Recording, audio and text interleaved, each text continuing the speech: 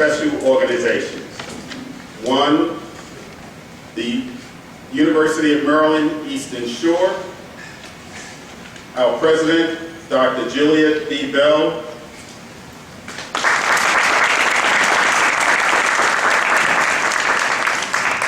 And the other is the Maryland Governor's Commission on Caribbean Affairs, and that is headed by His Excellency Ambassador Curtis Ward.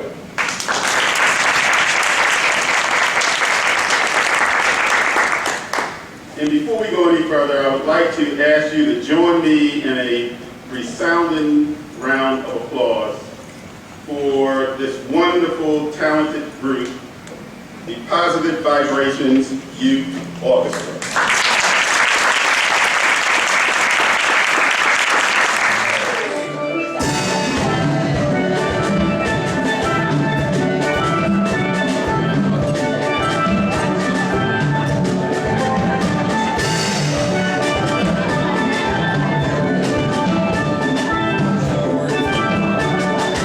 It's our privilege to be here on tonight as we celebrate this collaboration and fellowship together.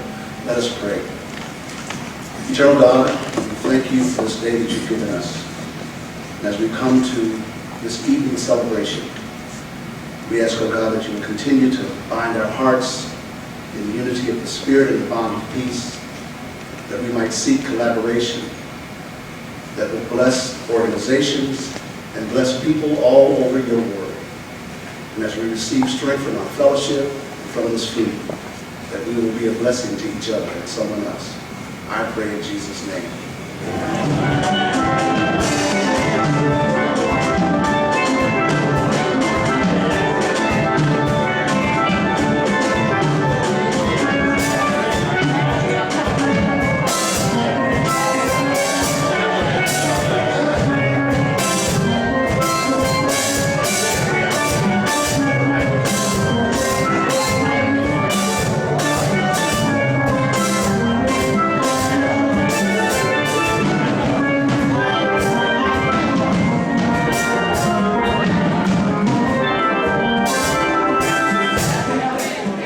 Welcome on behalf of the entire staff family of the Reginald F. Lewis Museum, I'm not going to say the rest of that long name, to your cultural home. We always say that purposefully because if you are an advocate for an inclusive America and an inclusive meaning to the term America, we're your cultural home. And how many of you are here for the first time? A good number. Please come back and see us because tonight's wonderful event will not afford you all the time you need to really appreciate the splendors of this magnificent museum. You may have time, I hope you will, to check out our special exhibition area. Right now we're featuring a homegrown exhibit which will be part of the 1812 festivities taking place throughout our state this year. It's called For Whom It Stands, and our contribution is looking at the different perspectives people have had over decades and in different cultures and in different situations concerning the American flag. The sort of appetizer to it is this wall with artwork by artist Sheila Wright. She photographed many people who signed up online to come in, and she asked them to simply take a pose with the flag, indicative of what the flag meant to them. You'll see our wonderful mayor right here on the very end, cradling the flag like a child, former state school superintendent Nancy Grasmick, several others there, but also some school children from up the street at City Spring Elementary. And in fact, the artist and the mayor actually installed on the side wall of Lombard Street of the school other photographs just like this of the children with the flag. So you might want to check this exhibit out. And for many people, the most interesting part is an interactive display where you can look at different artists who sung the Star Spangled Banner in so many different ways. And you can press the picture that you like, Whitney Houston's or Louis Armstrong's, any of them, and you will get that rendition. And that includes the young little 11-year-old Latino boy who sang in the NBA. And most recently, I think he sang as part of the FIFA festivities. So I just want to welcome you and tell you, please come back. think about us, we are a very, very special place. And we're so happy to have the University of Maryland Eastern Shore here tonight and all the wonderful guests. So be at home and please come back again. Thank you so much.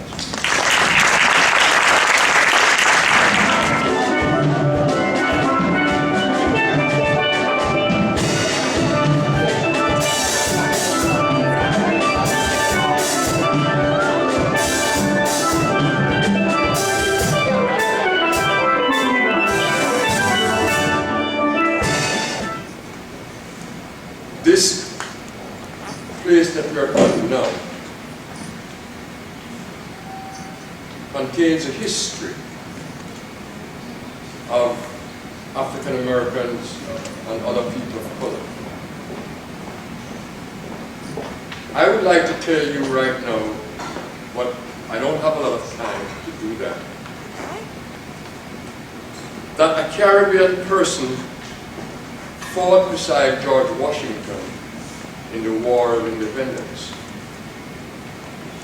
His name was Samuel Francis.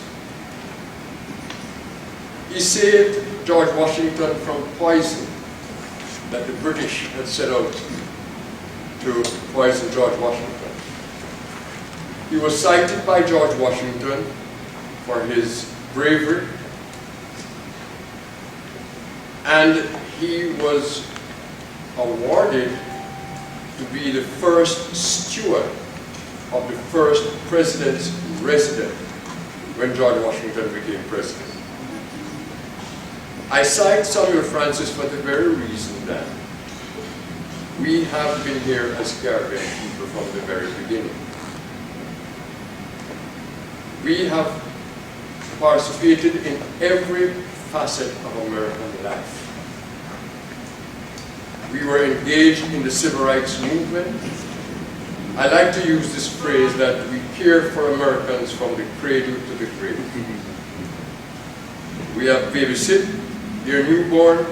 We have nursed them in the nursing homes. We have built bridges. We have served in the judiciaries. We have participated in every aspect of American social, political, and economic life. And I started out with Samuel Francis, and incidentally, the current chief usher of the White House is also a Caribbean person. But I don't want to fill in the blanks in the middle because it is such a rich history. Many of you would know John Brown Russworth, and I'm pretty sure this museum has some information on John Brown Russworth. Because if it doesn't, it really ought to. He is regarded as the father of the black priest in America. He started the first black newspaper in the United States of America. He was the first black person to graduate from Bowdoin College. And guess what? He was from the state of Maryland. He was from Jamaica, but he lived in the state of Maryland. When, during the years of decolonization, he served the Decolonization Secretariat in Africa and became governor. Here are the folks who don't know this. He became governor of a state called Maryland, which is now a part of Liberia. He was a Caribbean person.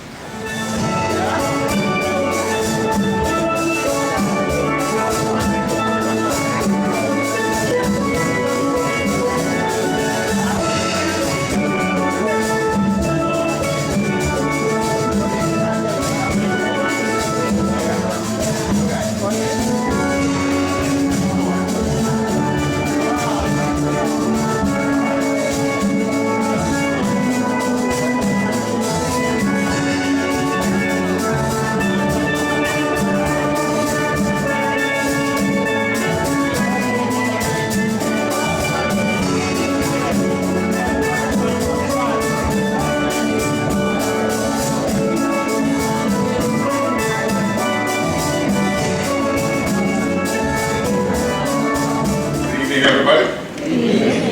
Brother McDaniel, your introduction might be longer than a speech. First of all, I give thanks to God. I hope that we are not in a society where we can't mention his name, so I give thanks. Give praise. Thank you, Reverend Freeman, President Bell. An absolute gem of an academic, a human being, who we are fortunate to have as a leader at UMBS. Vice President Thompson, whose indomitable spirit, all of this, and the relentless organizer, Mr. Stephen McDaniel, who of course is very humble, a round of applause to all of them, ladies and gentlemen. They are visionary, they are dynamic, they are civic-minded. Now, I'm not going necessarily in the way of protocol as my learned ambassador and chairman of our commission. A round of applause for Curtis Ward. He just gave me an F for failing in protocol. None other than the one and only Leo Edwards. A round of applause.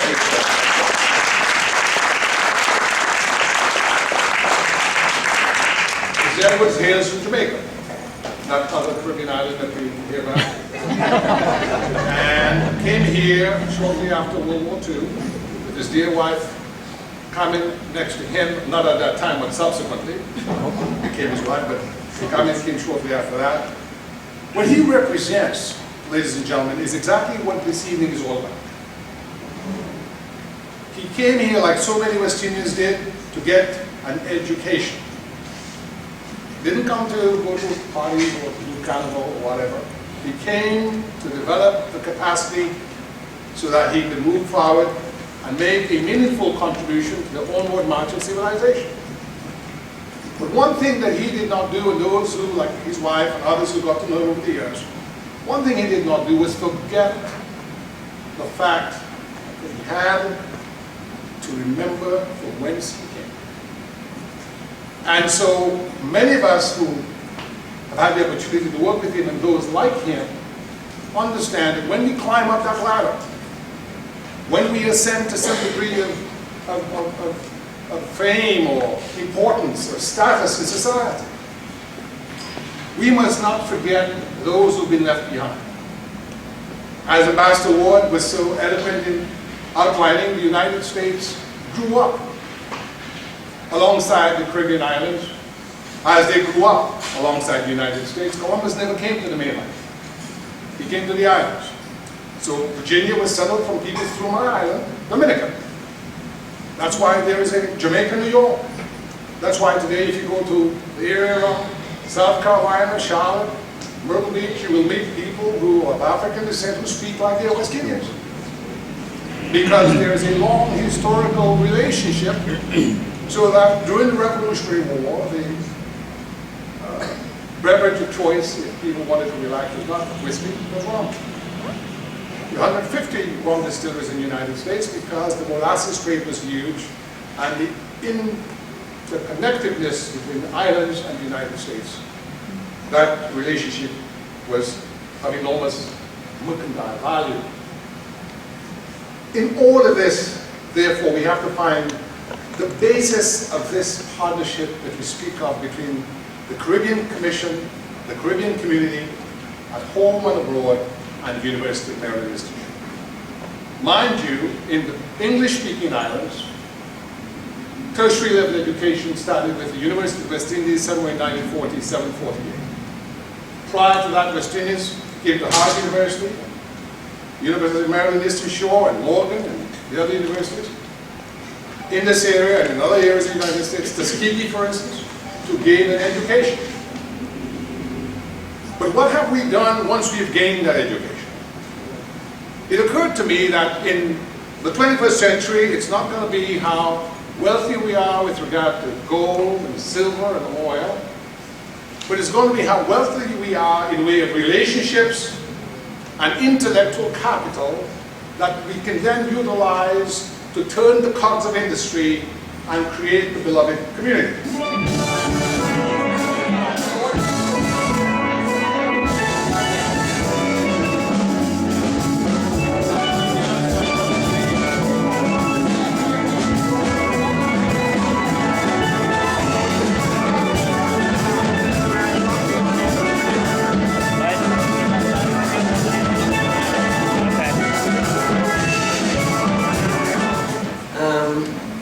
today was my first day that I actually, in almost 2 years, actually slept in bed for all day.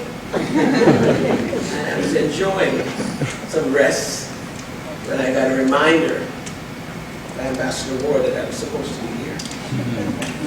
Because I had said that it's been 3 months in the legislature, putting things together before the session starts, and then campaigning non-stop for a year and a half. And so, I guess it paid off. However, this is a tired body that has really been through it. And, but I wanted to say, Christian, is that I corrected him by saying Nathan-Pulliam, because it is an election year. If you go to the polls, if anybody in here that can vote for me, and they go to the polls, it's going to say Nathan-Pulliam, not Pulliam. So they're looking for Pulliam and they're going to find it. So I want to make sure. As a matter of fact, I have a pocketbook that I normally carry around. Aisha knows. I have a little black pocketbook with Jamaican, it's in green and Jamaican writing in yellow and black, and it says, "It's Nathan-Pulliam." Because my colleagues got tired of me correcting them. So when they found it, it made me a pocketbook so I could carry it around. So you're not the only one. It's indeed a pleasure to be here, and I bring you greetings on behalf of my colleagues in the Maryland General Assembly, and of course you have one right here, Delegate Aisha Braveboy. Aisha, congratulations, you're on a really good race. Okay, nobody expects you to do that.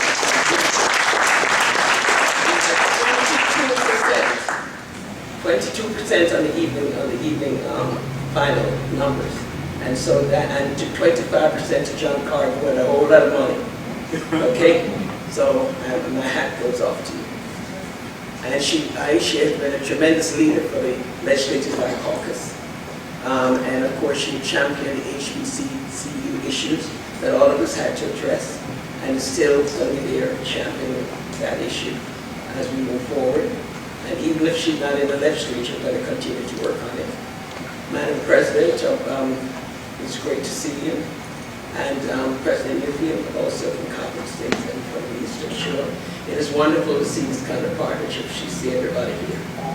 But I would be, beside Dr. May Simon, I want to make sure that while I'm here and I remember, is that July 12th to 13th is Caribbean Carnival. Okay, here in Baltimore. I want to make sure that everybody knows that.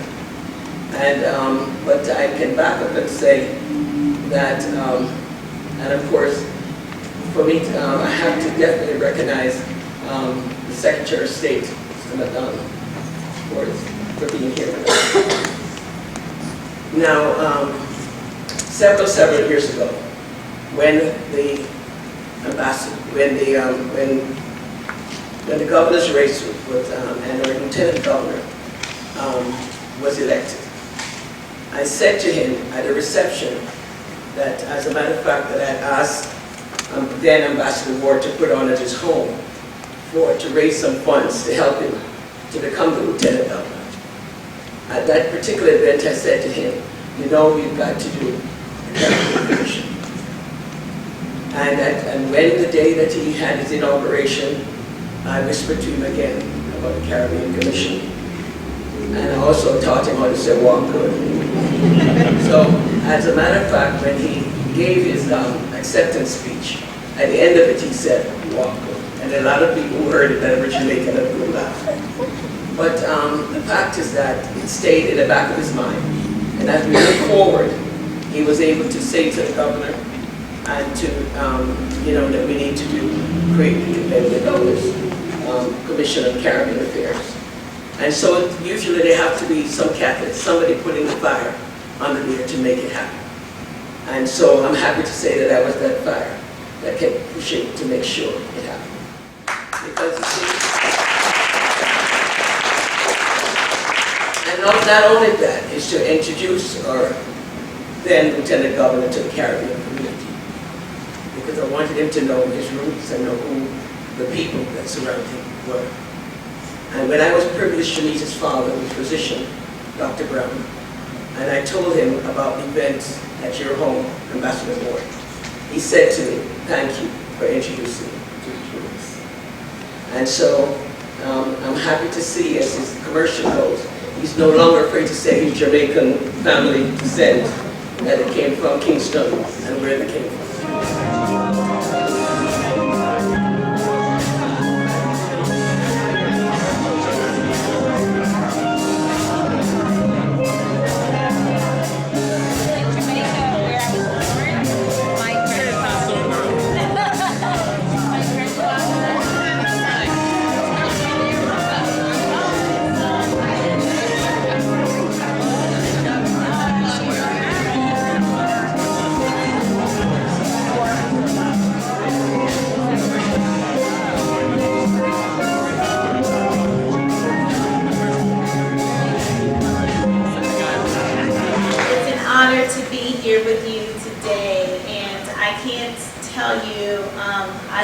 I wouldn't rather be any other place. You know, the day after an election, you think, you know, you're going to stay home, rest, get some much needed sleep. This morning, I woke up and I went down to Capitol Hill because there was a very important hearing on the Voting Rights Act that was being held in the Durston Senate building, and then afterwards there was a press conference on the importance of us restoring those provisions that really protect our ability to participate in our democracy. And Speaker Nancy Pelosi was there. She spoke at the press conference, as well as Congressman Steny Hoyer. And, you know, I was thinking, I'm tired. It's hot outside, but I know that those who came before me were tired. They were hot. You know, they went through hell, quite frankly, and many of them lost their lives so that we had the right to vote. And so if I've got to be a little tired and a little hot, that was okay, because the importance of ensuring that we all have that fundamental right to participate freely in our democracy is more important to me as a legislator, as a lawyer, than me getting a little rest this morning. And I have to tell you, and you know, as Caribbean Americans, many times we tell our Caribbean brothers and sisters, have you registered to vote yet? Because everyone's always going back at some point, right? But you're here now, so you need to register to vote, and you need to participate in this democracy. But we all have to work together. I'm telling you, there are forces out there who really don't want our voices to be heard. And they're working very hard, and they have some friends in the highest court in this land working with them. This is a problem, because America is what this country is because we have granted ourselves as citizens the right to choose who represents us. But if we continue to allow not only the courts, but state legislatures to chip away at that, then we're doing ourselves and our country a disservice. So I'm telling you, as Caribbean Americans and as Americans in general, we must join together with our labor unions, with all of the, all of the different ethnic groups, and really all people who really care about this democracy. And it's not just Democrats that are supporting restoring provisions of the Voting Rights Act. It's Republicans as well. Because everyone, I believe, regardless of regardless of party, many of us right-thinking people believe it's important that that your voices and our voices are heard at every level in our democracy. So I'm calling out to the Caribbean community. We absolutely have to march, we have to fight, we have to protect our rights as citizens to determine who we want to represent us.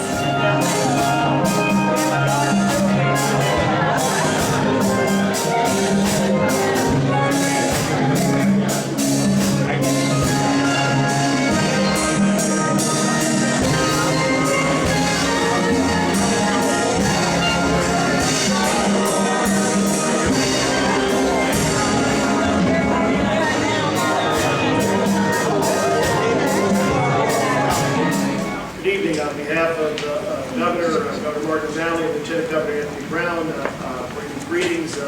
I'll tell Anthony I thought coming here that we had a good excuse. He was tired, a long election, but then I saw Aisha and Shirley Nathan-Pulliam, so now I have to tell them apparently the women of the Caribbean are much more often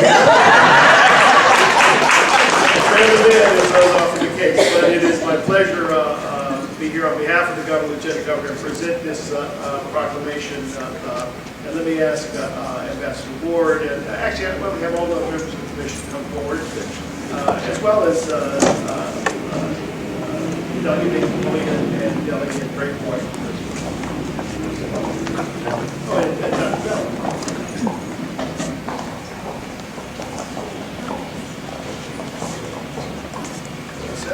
And from the State of Maryland, proclamation from the Governor of the State of Maryland, Caribbean American Heritage Month, June 2014. Whereas people of Caribbean heritage live in every state in the country and throughout the world, and whereas it is fitting that during the month of June we honor the Caribbean Americans for the influence they have had on every aspect of American culture, society, and government, the interwoven history of our country should be recognized and honored, and whereas Maryland is proud to celebrate Caribbean American Heritage Month to pay tribute to the tremendous contributions Caribbean Americans have made throughout the history of our country. Now therefore I, Martin O'Malley, Governor of the State of Maryland, do hereby proclaim June 2014 as Caribbean American Heritage Month in Maryland, and to commend this observation to all of our citizens. Given under my hand the Great Seal of the State of Maryland, this 25th day of June 2014, Martin O'Malley, Governor, Anthony Brown, Lieutenant Governor, John McDonough, Secretary of State.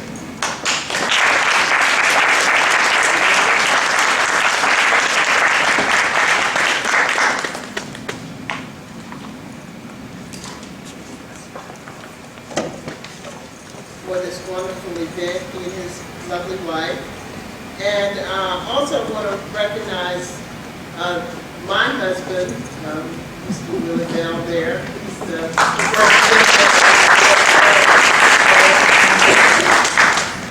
this is a great opportunity for us to not only celebrate the month of June as Caribbean month, but also to celebrate the community and the partnerships that we know are possible between us and the Caribbean community.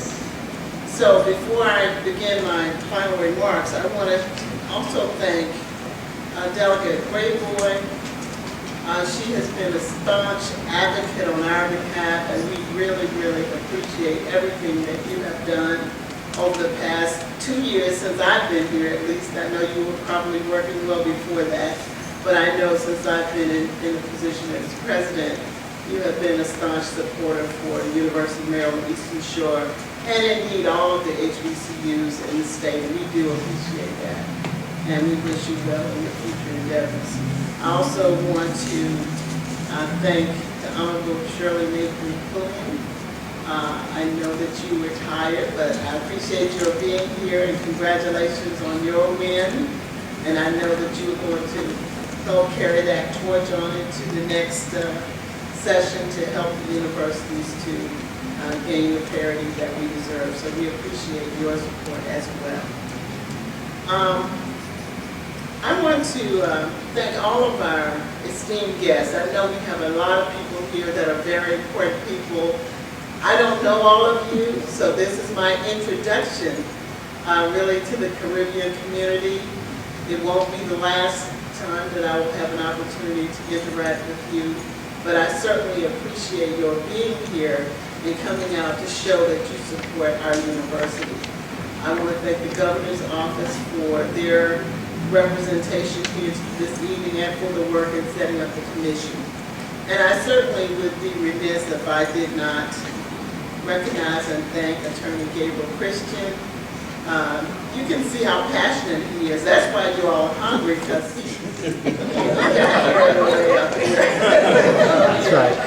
But Gabriel, you know, he is when we first met him, I think we were supposed to just have an introduction, and I think that first meeting, instead of being 5 minutes, went on about 2 hours. We finally said, we got to get back across the bridge. But we've been talking ever since then about the opportunities that exist for the University of Maryland Eastern Shore. And I have to say that he's someone whose passion is matched only by his ability to get things done. So we do appreciate his support and him being on our side. Not only that, but he puts his money where his mouth is, his money being his treasure. And his treasure in this case is his daughter, who is going to be joining us in the fall as a freshman at the University of Maryland. And that gives me the opportunity to invite all of you to send us your treasures as well. If you know of great students that would enjoy being at a great university like the University of Maryland Eastern Shore, please send them. We will take good care of them, I promise you.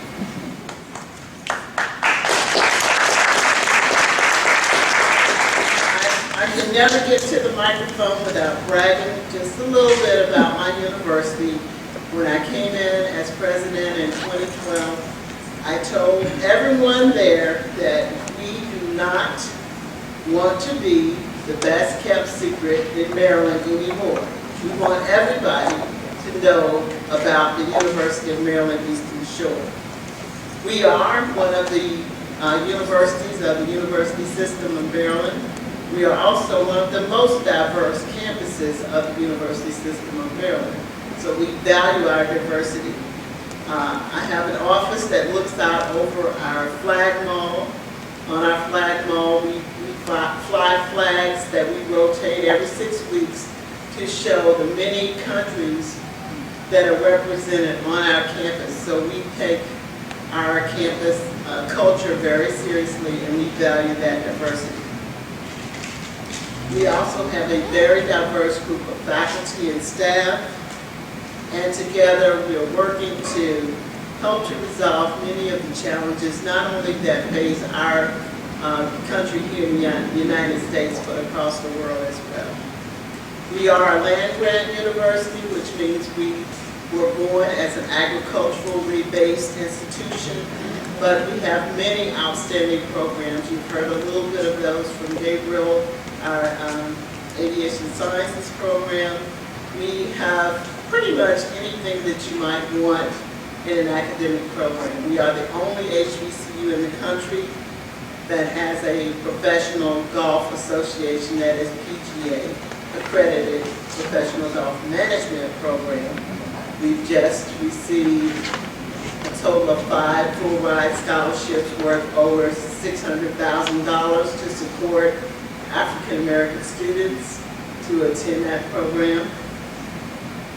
We also have a world championship or national championship culinary program as part of our hospitality and tourism program, beating twice Johnson & Wales. If you know anything about culinary arts, they're supposed to be the premier. We beat them 2 years in a row.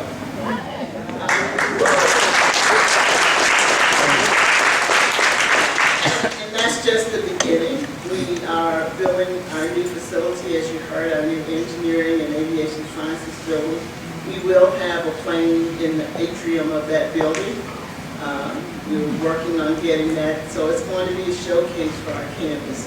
We want to create an environment that is second to none and that our students deserve and that they will feel good about calling their institution of choice. So we encourage you to continue to think about us at the University of Maryland Eastern Shore.